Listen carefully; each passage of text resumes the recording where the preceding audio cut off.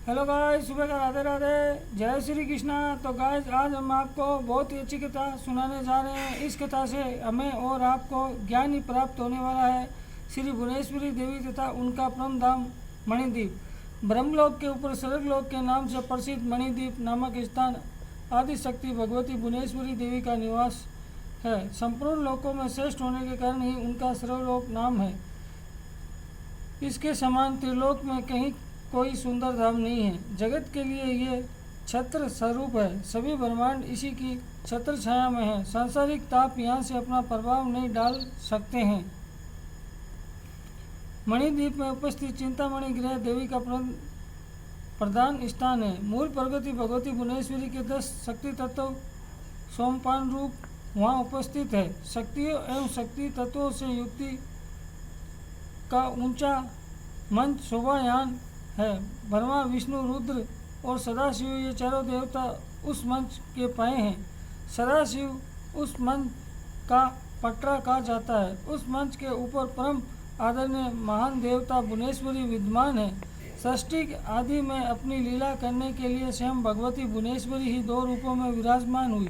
उस समय दाहिने भाग से भगवान भुवनेश्वर और बाएं भाग से भुवनेश्वरी रूप में प्रकट हुई। भगवती के अर्धांग स्वरूप वह भुवनेश्वर ही महान ईश्वर है।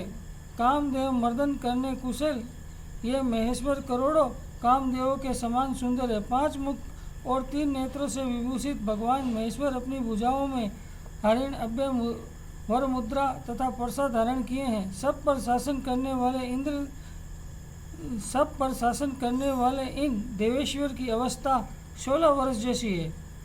इनके श्री विग्रह से सदैव शीतल प्रकाश फैलता रहता है। भगवान महेश्वर के वामार में भुवनेश्वरी विराजमान है। 9 प्रकार के रत्नों से बनी दिव्य कर्दनी भगवती के कटी भाग की शोभा बढ़ा रही है। सुवर्ण और वैदुर्य मणि का बाजूबंद देवी की भुजाओं को शोभित किए हुए हैं। कुमकुम और कस्तूरी के तिलक देवी का उन्नत ललाट शोभायान है। इनके मस्तक पर अमूल्य रत्नों का दिव्य मुकुट है। इनका मुखमंडल चंद्र की रत्नों को लज्जित करता है। कमल दल की आकृति धारण करने वाले तीनों नेत्रों में अतिशय मनोहर जान पड़ती है। उनकी 4 भुजाएं पास, अंग, वर और अभय मुद्रा से सुशोभित है। बहुत सी सखियाँ, दासियाँ और देववर्धन भगवती भुवनेश्वरी की स्तुति करते रहते हैं। भगवती की इच्छा शक्ति, क्रिया शक्ति और ज्ञान शक्ति से संयुक्त लज्जा, तुष्टि, पुष्टि, कीर्ति, कांति, क्षमा, दया, बुद्धि, मेघा ये सभी मूर्तिमती होकर भगवती के पास विराजती है। जया, विजया, अजिता, अपराजिता, नित्या, विलासनी, दोग्रदी, अघोरा और अमला ये 9 पीठ शक्तियाँ भगवती परंपरा की सेवा में सदा तत्पर रहती है। शंख निधि और पद्म निधि ये निधियाँ भगवती के पारस भाग में विद्यमान है। नवरन, वटा, कंचन, सर्वा, सप्त धातुवटा, संगक नदियाँ इन उपरोक्त निधियों से निकली है। इस प्रकार की विशिष्ट शक्तिशालिनी भगवती भुवनेश्वरी भगवान श्री भुवनेश्वर के नाम से अंग में विराजती है।